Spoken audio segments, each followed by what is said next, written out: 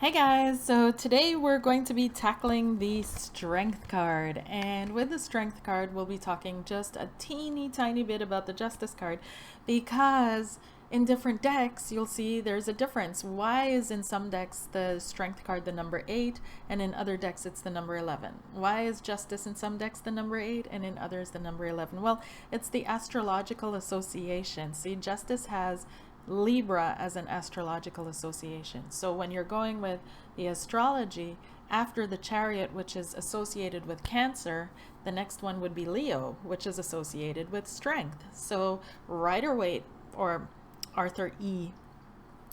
Waite, he was the first one in the Rider-Waite deck, this one, to switch it to the number 8, because in the olden days this card of strength came on the 11th, right? So after the Wheel of Fortune. When Crowley did his deck, he switched it back to the original, as you can see at the top, the number, and put the strength card back in its original place.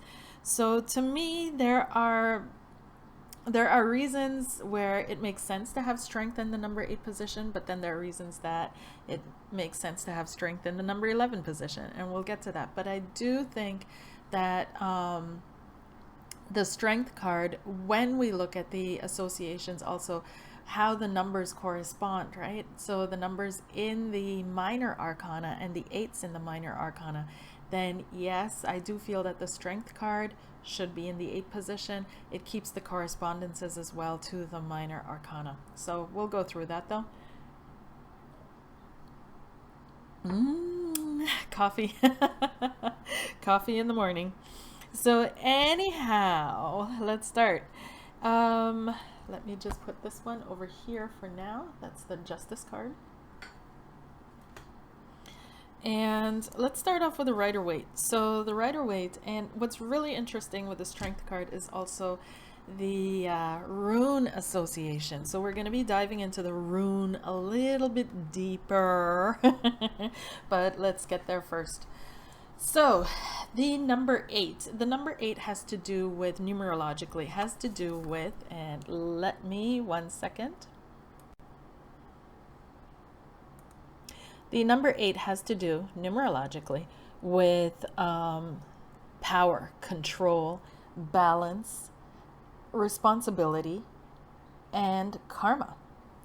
So what you sow, you reap, and you also learn to, in the 8s, master your passion, right? So the 8s have learned to harness their energy in order to, this is also a key experience, for example, Capricorns, right? Capricorns, which I find are a very 8 energy. It's all about power, control, using your power in a controlled way to affect a certain outcome, to manifest something, right?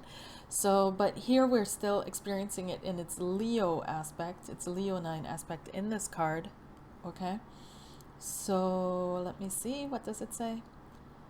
Yes, harnessing your power to reach material goals. The 8 has enough power to overcome all blockages, and through ability and perseverance to have success.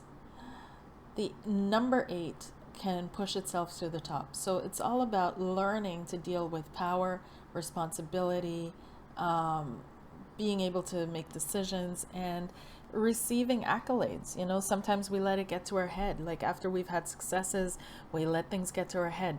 So on this card, we see, of course, the lion, which represents the animal instinct, the primal drive that we all have.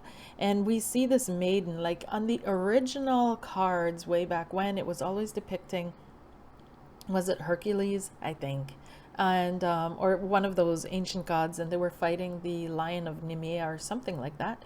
But in time and for unknown reasons, it shifted to this young maiden. So the white always represents purity. The red roses represent desire. So she has pure desires, right? The lemniscate above her head is the eternal being of her nature. The yellow is always representing mental ability. So we see the pure desire that is expressed through mental ability, intellect, and intelligence overcomes the animal nature or the animal drive. But here she's not overcoming it and killing it, right? She is, they're working together, right? She's taming the beast. She's taming the beast. So this is indicating that civilization. Civilization, okay? So you're learning, or consciousness is learning here to act in what we would call and understand in our use of language and wordage, civilized, okay? And so we see always the mountains represent lofty thoughts and ideals, the green fields of abundance and harmony and heart healing and so on and so forth.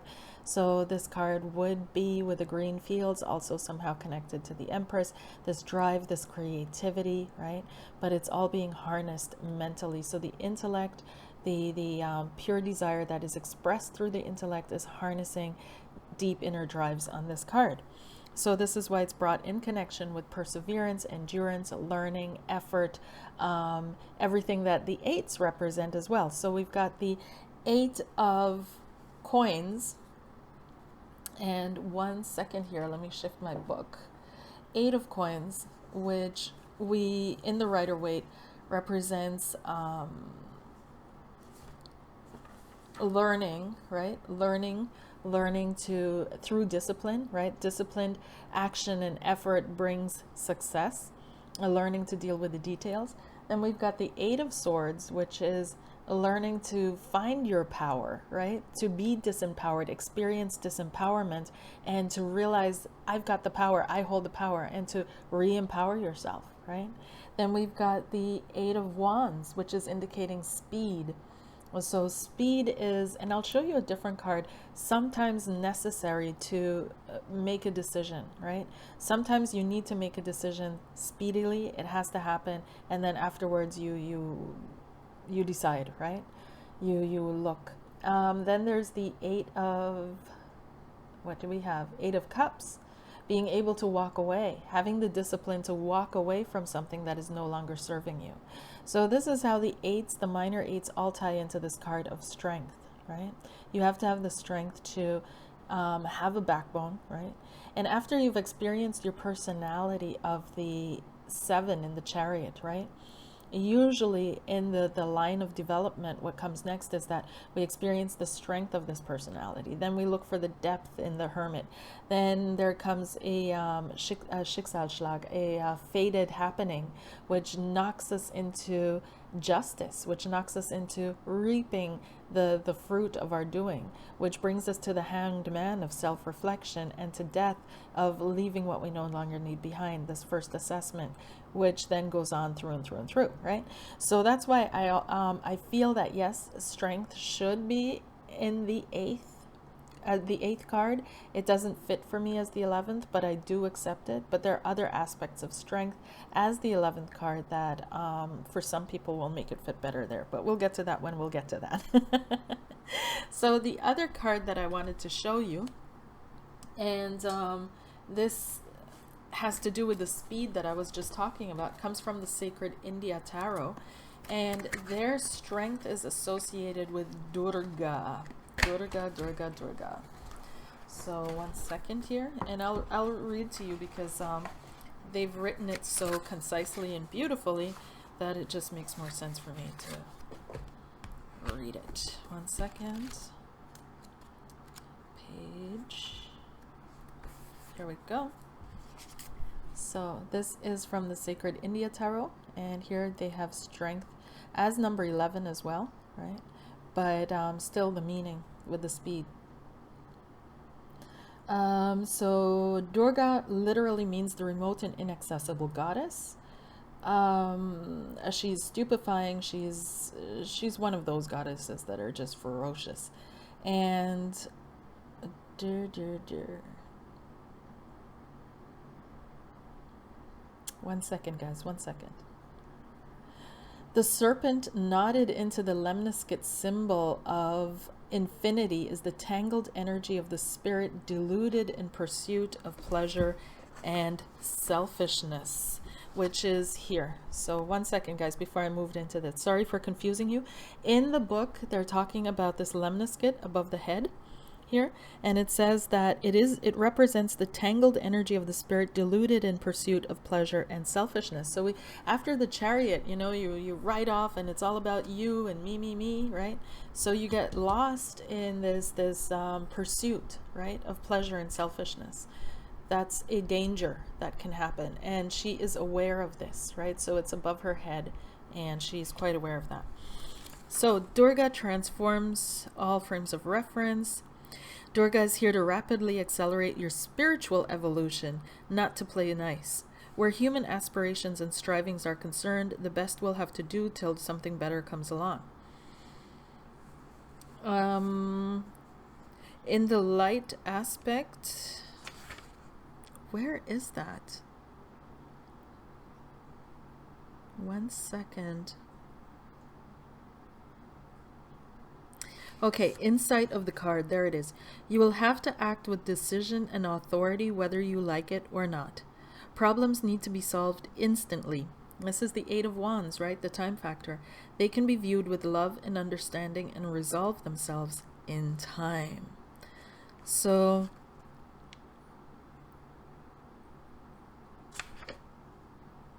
yeah. So that's the Eight of Wands aspect that I wanted to show you guys. That comes out in this interpretation. Okay, so let's get on with it because the runes are going to take me a minute. I love runes. I love runes. I should do a rune workshop maybe. Okay. So then we'll move on to the Justice card in the Crowley Tarot. Now the Crowley has put it on the 11 position, and this was the original position. And in that sense, after all the experiences, after I feel maybe it's also describing two different development pathways, and this is where, you know, the after we experience the chariot and experience that energy of ourselves, we can decide to overdo it, right? And go through the strength card, learning strength, learning how to deal with that. Or we're immediately confronted with justice. We're immediately confronted with karma and these concepts. And that brings us on a slightly different developmental pathway, but we all meet again in the death card, right? So some people go like this and other people go like that, but we meet in the death card again where things are shed, things are released. So that could be as well. But here, the justice card, the strength card, sorry, is on the 11th position. And it's representing the principle of power, passion, and inner glory. So the word lust is based in, when we see lust, we always associate it with lust, you know, like this sexual wanting, needing. But it roots in the word lustrum, and lustrum means shine. So our inner shine and our inner glory is coming to fruition, is being seen here. We're experiencing that, we're loving that, we're experiencing that, we're living it. So people that have this kind of shine or this lustrum, they're charismatic, they have a strong aura, they're creative. So classic Leonine, or what's associated with Leo, right? I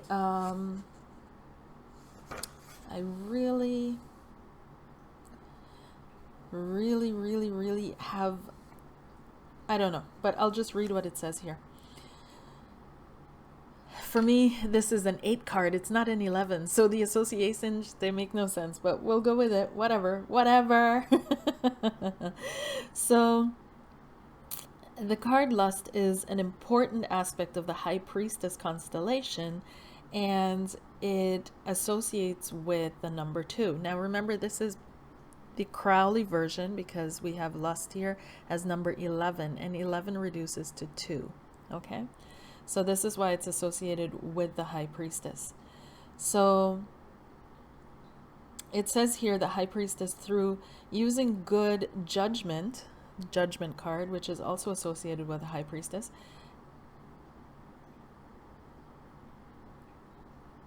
decisions form which bring us peace, Two of Swords, trust in our feelings, Two of Cups, through horizon expanding changes, two of discs with change, and a great feeling of balance in our lives, Two of Wands. So the Lust card is the ability to radiate peace, love, and discipline when we trust in ourselves, High Priestess, and use good judgment. So expressing your own power creatively. So this is, I don't know. I don't want to influence anybody. Okay, I'm trying to stay neutral, but at the same time, that's just my personal opinion, my personal take. You guys don't have to take it, but it doesn't really fit for me here in the 11. So anyways, affirmations that you can work with are, I enjoy expressing my energy, my vitality, and my enthusiasm in everything that I experience. I am a person of character and power. I possess, or I am in connection with, never-ending creative sources that I can work with and transform or transmute. So that is the Crowley version of the Lust card. Now we'll move into the, one second, the Wizard of Oz version of the Lust card, which, since it's going according to the Crowley Tarot, it's also been made the number 11, and it's called the Daughter of the Flaming Sword. So it represents courage, energy, action, a grand passion, and the use of magical power. It's been given the note F. It's the Hebrew letter, which corresponds to serpent, and the rune Nautis, and the Sun card, the Sun planet, and here we see Leo. It's associated with Leo.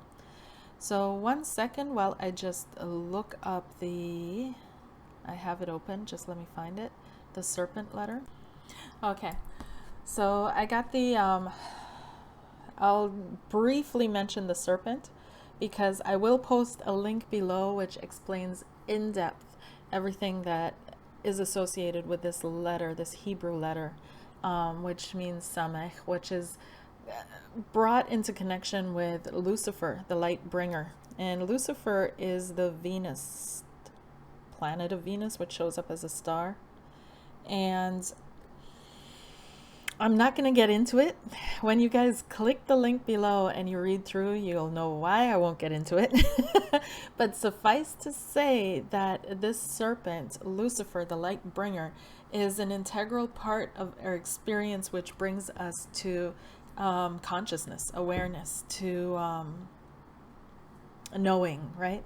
And that without this force, without this energy, we cannot become the Christed forms of our beings. We cannot move into Christ consciousness, or Quetzalcoatl cannot reawaken within us, and so on and so forth. But I'll post the link below. It'll explain it all through, because part of the problem that we have, especially in Western society, is that we use terms interchangeably all the time. And language is consciousness, right? So how you speak, what you read, that's what you become aware of, right? That's what and what you're aware of, that's your sphere of influence. That's what influences you, but what you can influence as well. So there's so many attachments that we have to certain words that the meanings in sentences or in books, they sometimes completely escape us because we cannot let go of the attachment that we have to words, right?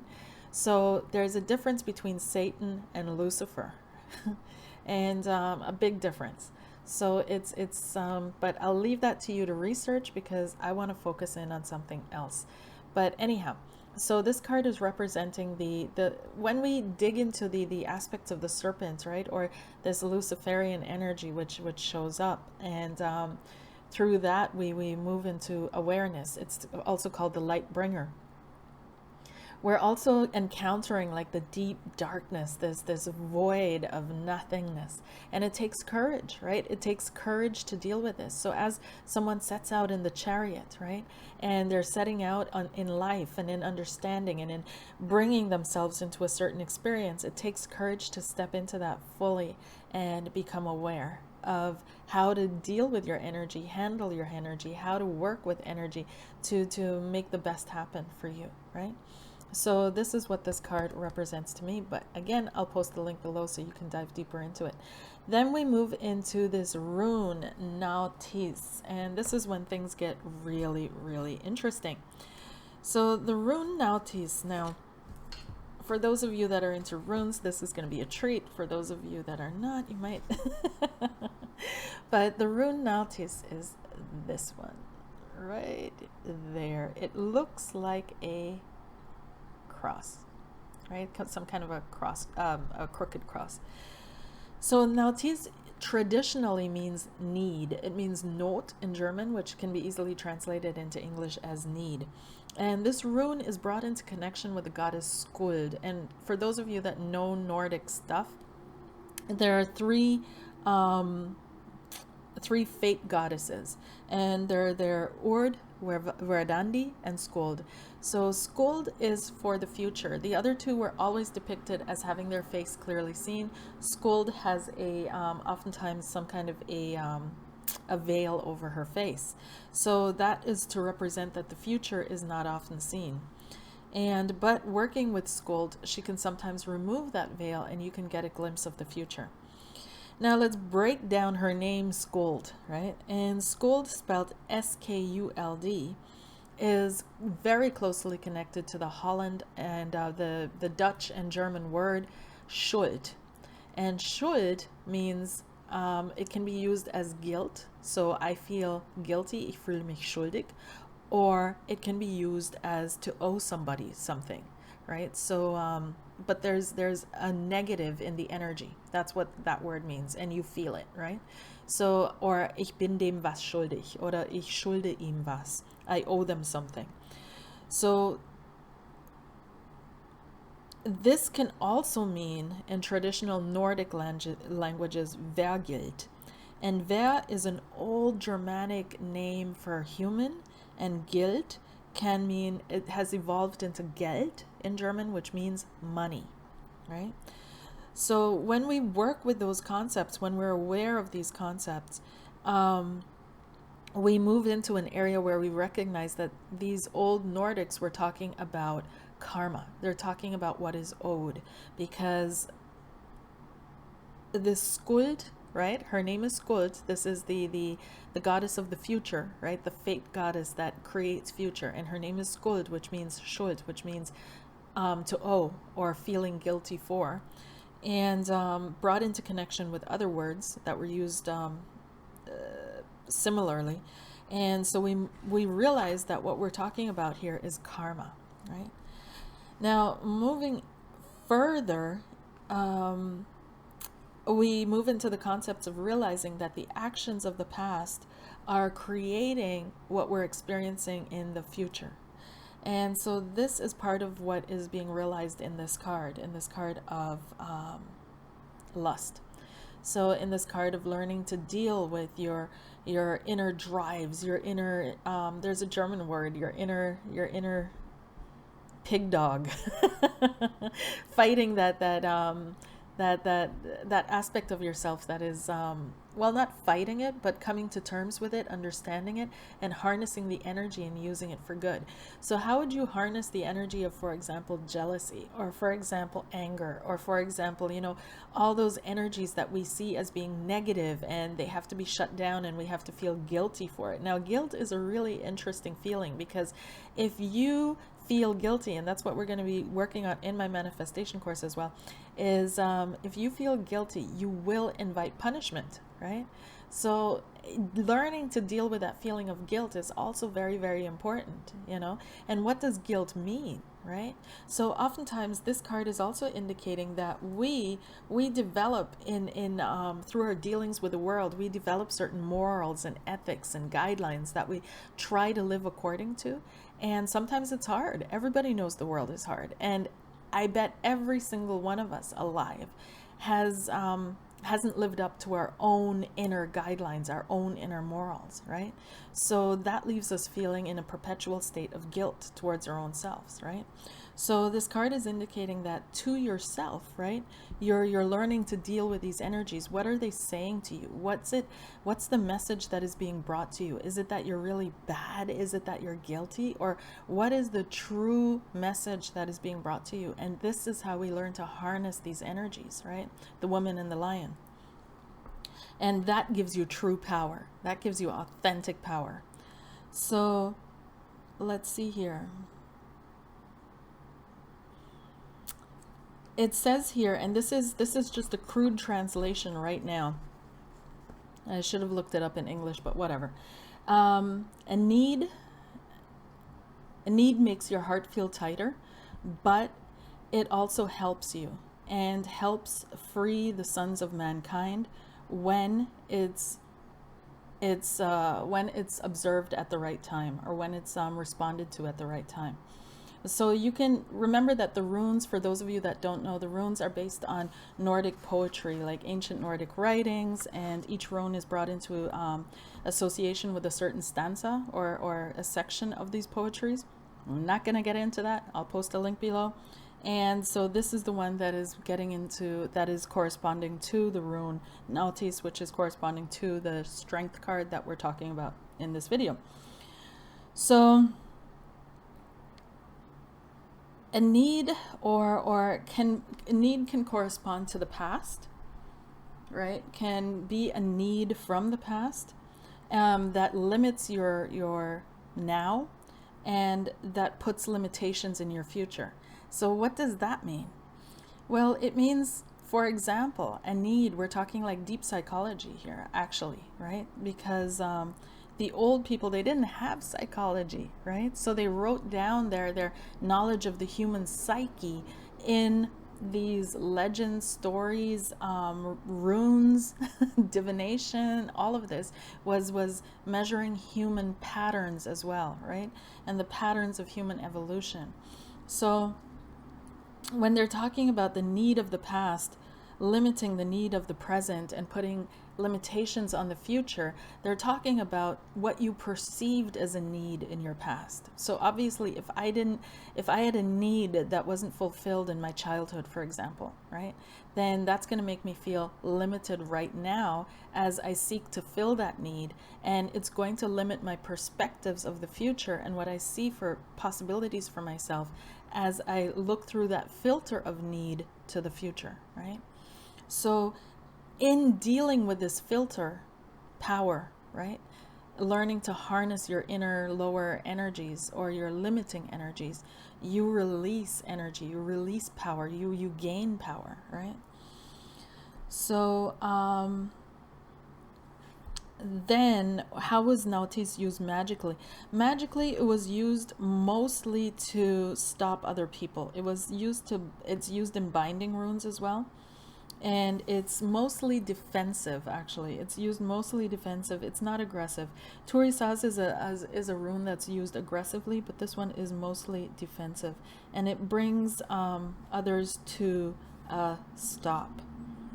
It limits their ability to act. It limits it. This is what this need card is about, is limitations, right?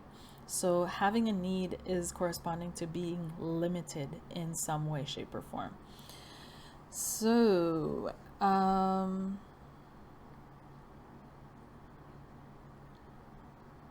Nautis is, so the Nordics believed in a world tree called Yggdrasil, and Nautis, and in this world tree there are different levels or worlds, very similar to the Kabbalah, right? And there are also dragons.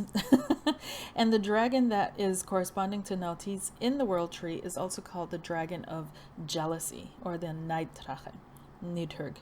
So Nidhurg, or this dragon of jealousy, is the dragon that is chewing on the roots of this tree of Yggdrasil. And Yggdrasil corresponds to the unfolded, completely conscious awareness, right?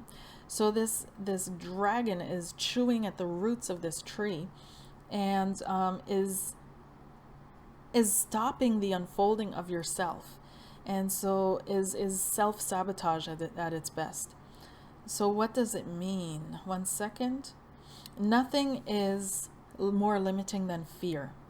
Nothing is more limiting than to believe that anything that you're going to try to do is already destined to failure. Nothing is more limiting than not believing in yourself because of a perspective that you have. So the positive of this is that these fears can also warn us of things and warn us to walk carefully, right? But it's when it gets to the point that it limits us from walking at all, then it's a little bit of a problem. So this dragon represents that entirety of the fear inside of you that limits, so your shadow aspects that haven't been dealt with.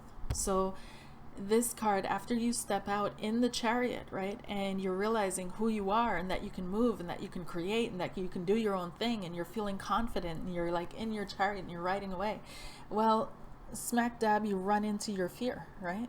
You run into this negative, the negativity that you carry within you. And it takes a great deal of courage to go to the very roots of your tree, like it's being indicated here with the Nautis rune, and find out. And remember, tree is representative of your consciousness, so it's going to the foundations of your belief, foundations, these fundamental ideas about yourself, reality. Where did you pick them up? Usually in the past, right? Ord Vegrandi, Skuld, right? The goddess of the future associated. Ord is the goddess of the past, and Verdandi is the goddess of the now. So you need courage to dive down and face that dragon, right? Face that dragon, go down into the darkness, right? The darkness which is indicated here by the serpent. Okay. And with the runes, again, I'm showing you the book that this is my rune book. Like I said, I think it's out of print. I'm not quite sure, but Freya Aswin, is anything by her on runes is just incredible. So she writes a lot of stuff that she's been into runes for, and a lot of the stuff that she writes you won't find anywhere else. But it just doom, you know, rings true. Anyhow, this courage card to me has to do this lust card. And remember, lust is based on the word lustrum, so shine, right? It has to do with you harnessing your deep inner drives, your inner dragon, the inner fear, facing your inner darkness and overcoming that. And you need to do that in order to gain more power and to gain more knowledge of self. I hope that helped explain the number 8 card and its correlations to the 8s in the minor arcana. If you have any questions whatsoever, please don't hesitate to contact me. Take care, you guys.